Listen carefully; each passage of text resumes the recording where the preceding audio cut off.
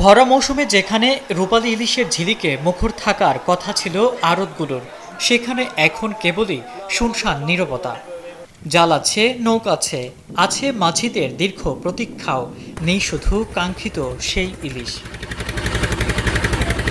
মেঘনার বুক চিরে জেলেরা ফিরছেন শূন্য হাতে, আর লক্ষ্মীপুরের মৎস্য ঘাটগুলোতে প্রতিধ্বনি হচ্ছে হাজারো জেলের দীর্ঘশ্বাস।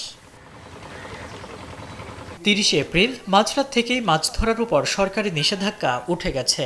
নতুন আশায় বুক বেঁধে লক্ষ্মীপুরের রামগতি, কমলনগর আর মতিরহাট সহ ৩০টি ঘাটের জেলেরা নদীতে নেমেছিলেন। কিন্তু বাস্তবতা বড়ই নির্মম। হাজার হাজার জেলে ধার দেনা করে জ্বালানি আর রসদ নিয়ে নদীতে গেলেও ফিরছেন খালি হাতে। সব মশার বিরুদ্ধে সুরক্ষা দিতে এলো বসুন্ধরা এক্সট্রিম অ্যারোসল, মশার বিরুদ্ধে এক্সট্রিম সুরক্ষা। আড়তগুলোতে মাছের সরবরাহ নেই বললেই চলে, ফলে অলস সময় কাটছে ব্যবসায়ীদেরও। মানে মাছ কম, মাছ আইতেছে না, মাছ নামার থেকে নামা তো দুই একজনে পায়, আমরা এখানে মাছ পাইতেছি না। দক্ষিণ অঞ্চলে এখনো বাধার প্রবণতা এখনো আছে।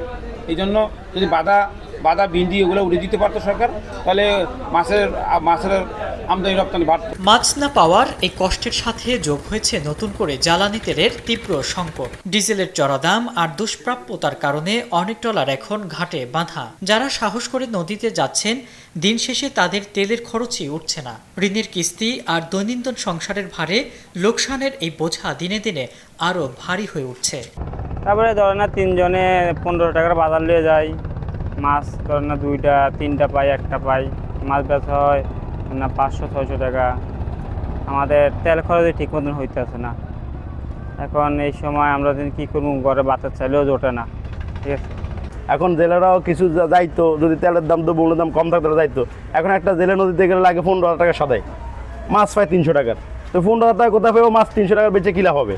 একটা নৌকা নদী যাইতে হলে 10 জন স্টাফ নিয়ে যাইতে হয়, 10-15,000 টাকা সদাই নিতে হয়। 1 লিটার তেল কিনতে এখন লাগে 165 টাকা 60 টাকা, আবার কেউ 50 টাকা বিক্রি করে।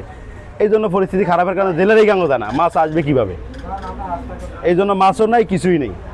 ওই আড়তদাররা বৈশা বিনিয়োগ করে বৈশা এর মাছি মারতেছে, কথা বুঝছেন না? নিষেধাজ্ঞার সময়ে দেওয়া সরকারি খাদ্য সহায়তা নিয়েও ক্ষোভের শেষ নেই। অনেক প্রকৃত জেলের দাবি, তালিকায় নাম থাকা সত্ত্বেও তারা পর্যাপ্ত সাহায্য পাননি। এদিকে মৎস্য বিভাগের দাবি ভিন্ন। তারা বলছেন, এবারের লক্ষ্মীপুরের প্রায় 29,000 কার্ডধারী জেলেকে সহায়তা দেওয়া হয়েছে এবং নদী সুরক্ষায় কঠোর অভিযান পরিচালনা করা হয়েছে।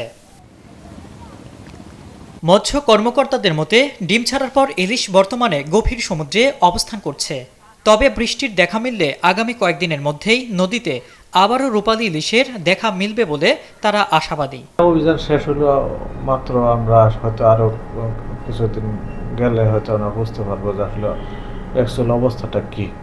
বারে ডুবোচর আছে নদীতে, এসব কারণে তাদের গতিবিধি বাধাগ্রস্ত হচ্ছে কিনা এই বিষয়ে ভবিষ্যতে হয়তো গবেষণা হতে পারে। গবেষণার মাধ্যমে কোনো যদি ফাইন্ডিংস পাওয়া যায় তখন আমরা বলতে পারবো।